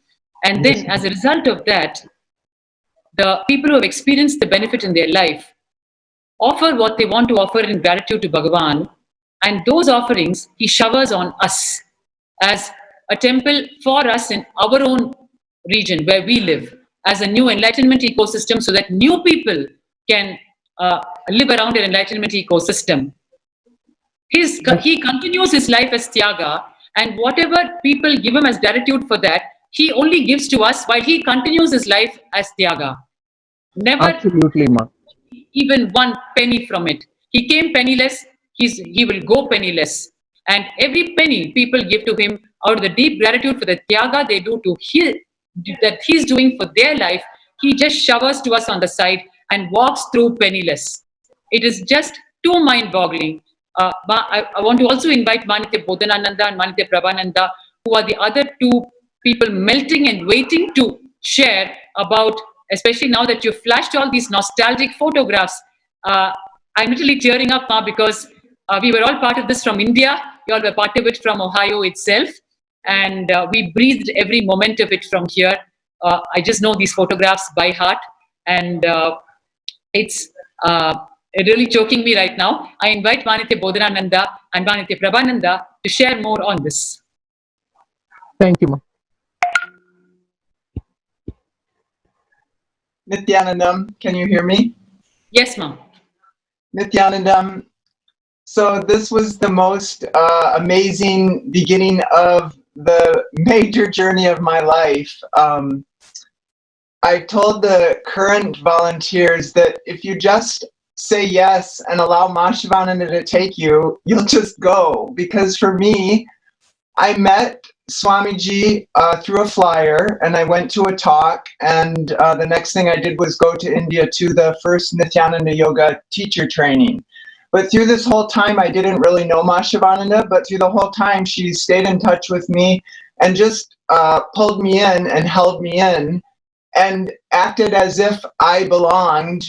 And so then when the next big event came that Swamiji was coming, and she called and said, what do you want to do to help? I said, I don't know, what should I do?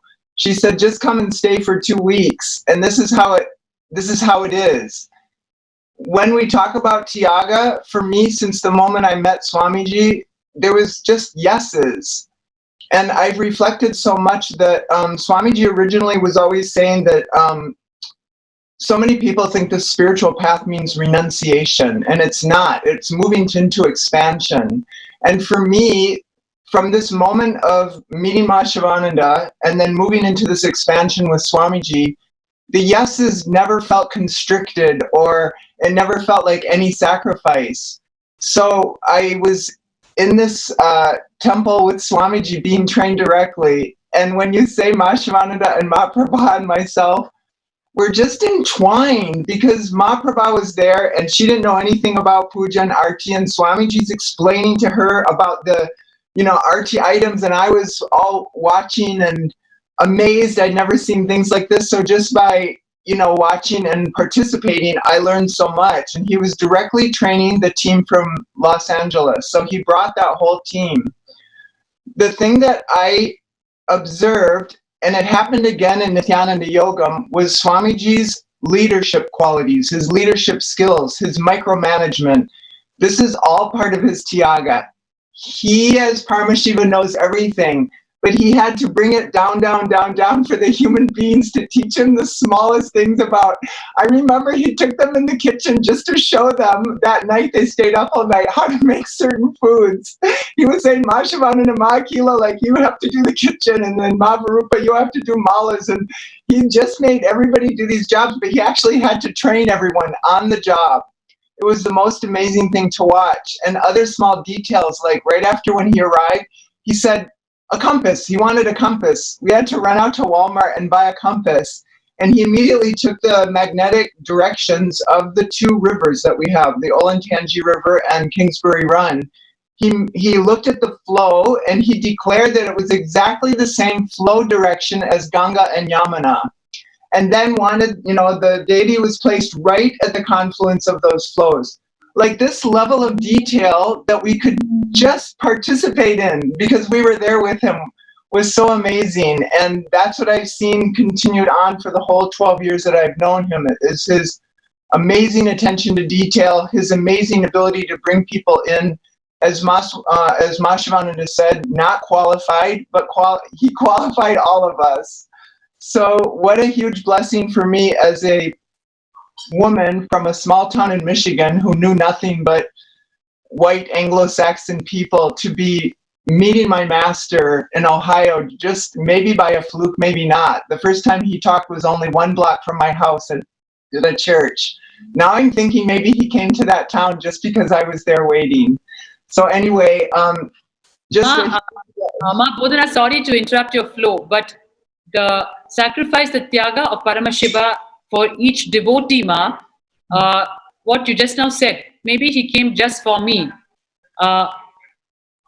You can get it confirmed with Swamiji, but maybe it is true, because that is the level at which Paramashiva works for every devotee. That is his level of sacrifice, where for the sake of one devotee, he might even spin the globe around once. So visiting you just 1 block away so you will get connected to him is not just a figment of your fond thinking or your imagination, but it can very well be a reality in the realm of Tyaga of Paramashiva. Thank you, Ma. Wonderful, Ma. I encourage all the new people out there to just say yes and jump, jump, jump. Say yes any chance you can, because it's the most Tyaga just to say yes. Thank you.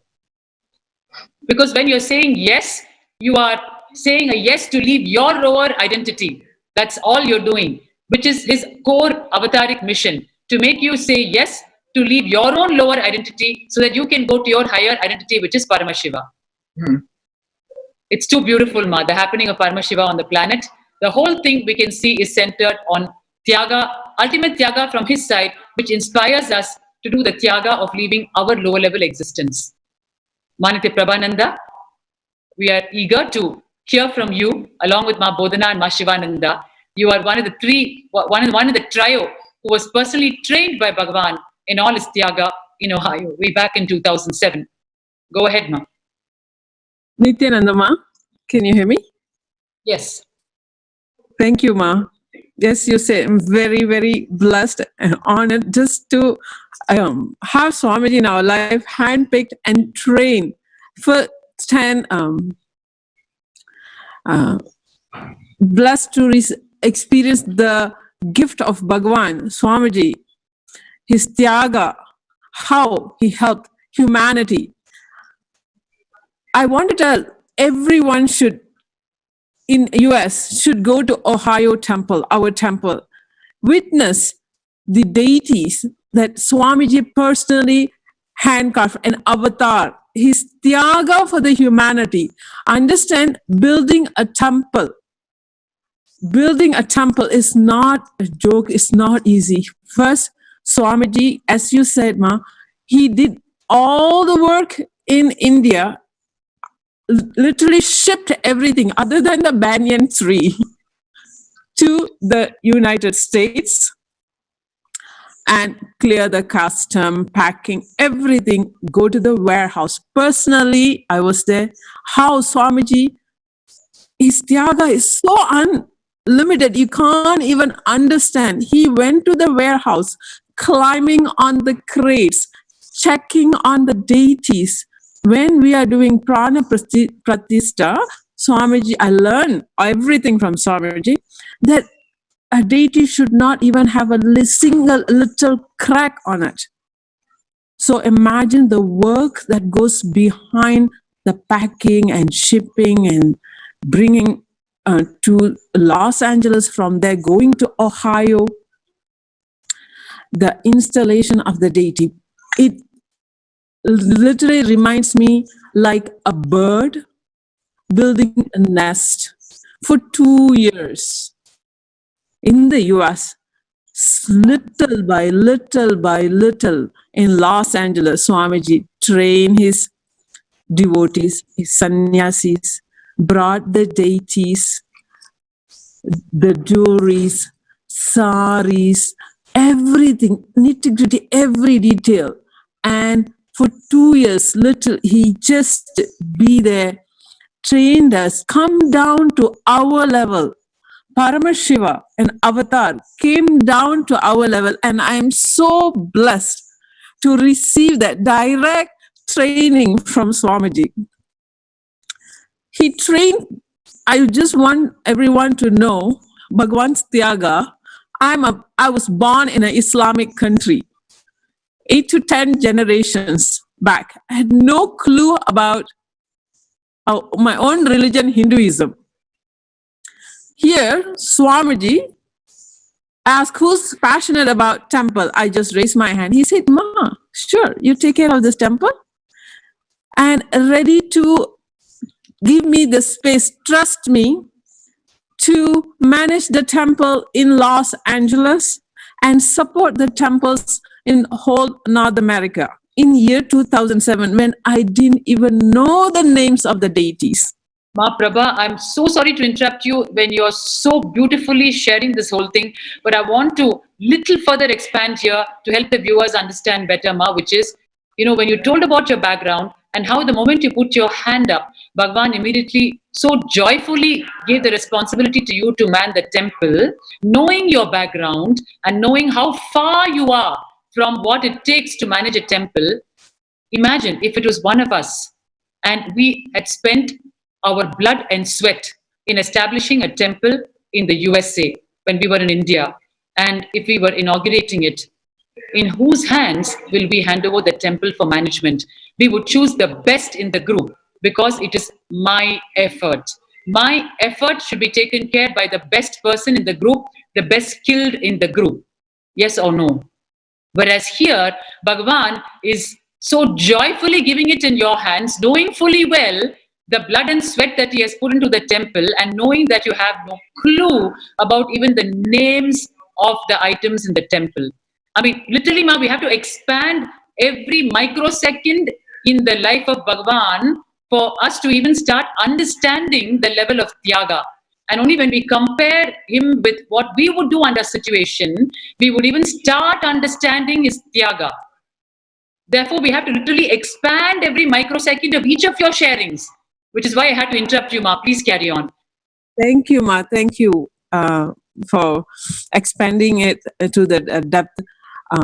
So I want to again explain that being brought up in an Islamic country came to the Swamiji, and simply Swamiji says, okay, Ma, you are passionate, please have it. And Swamiji trained me to the detail of, as I said, how to make a wick for the lamp, temple lamp, how to prepare for Arati.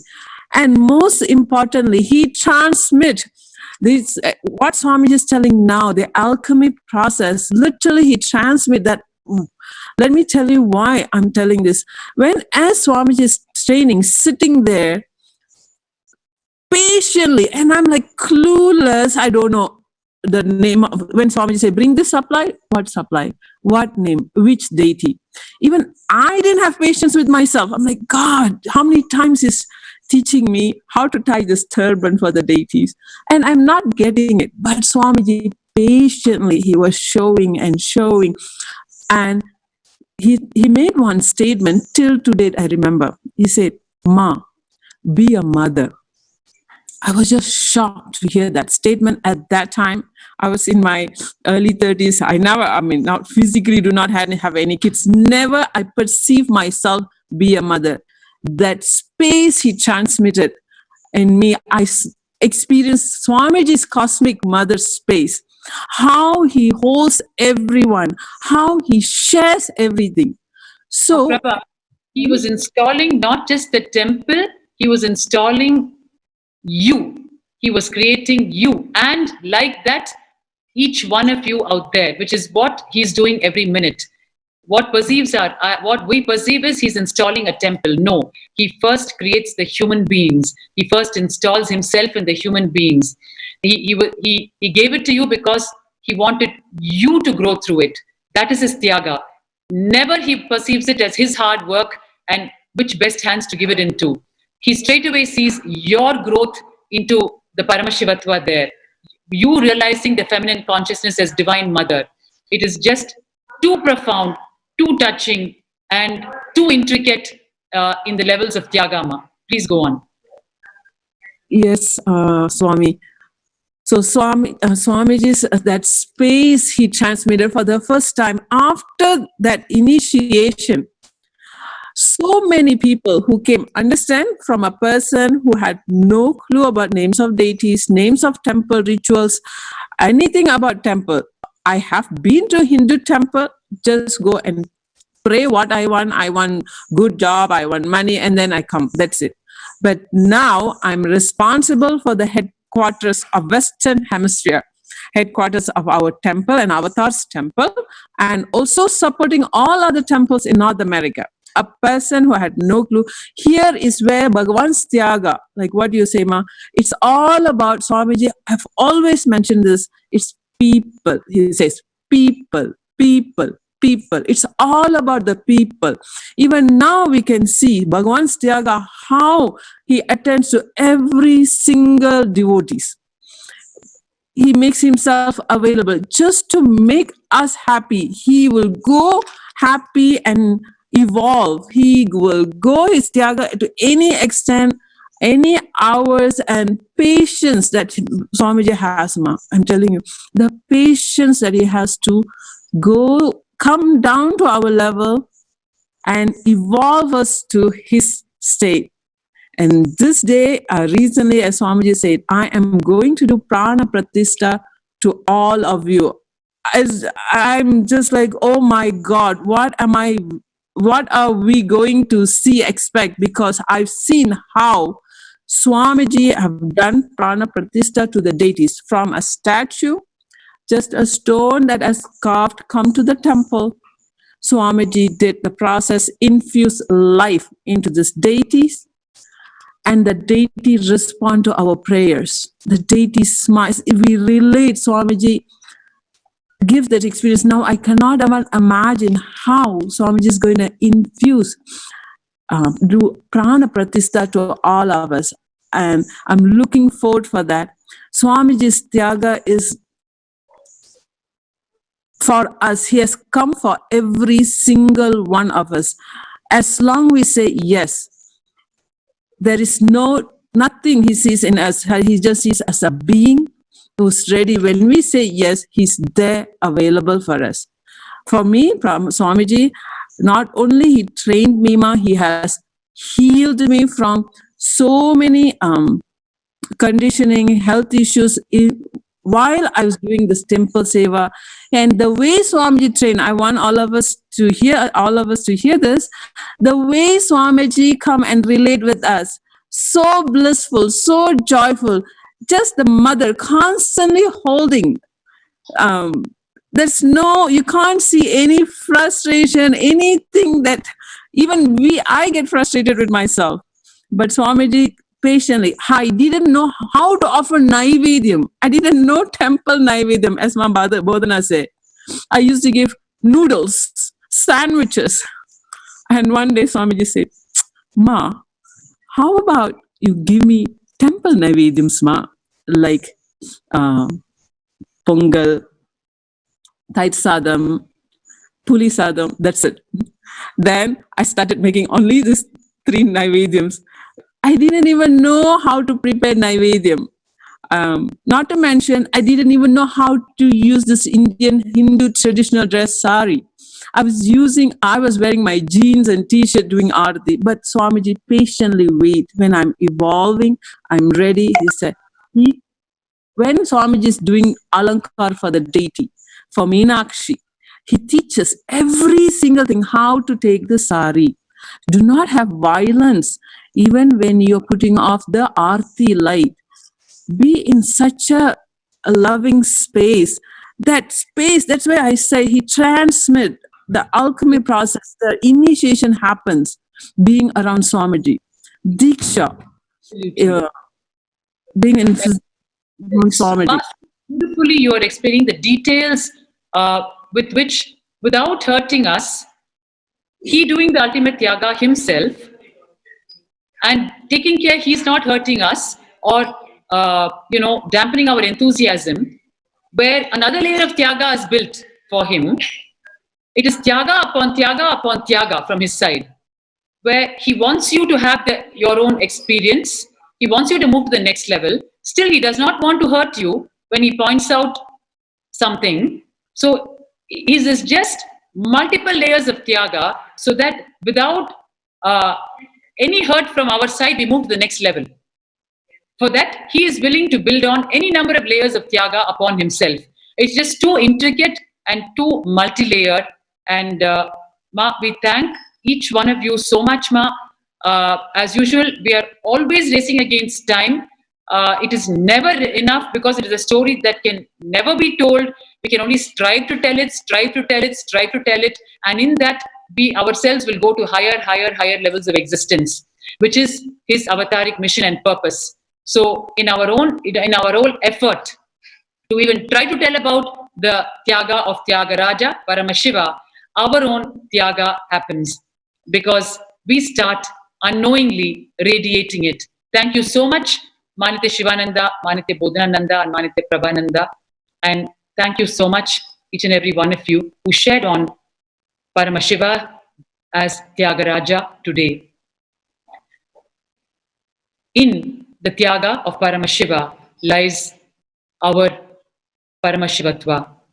The deeper we understand his Tyaga, the sooner we will become Paramashiva himself.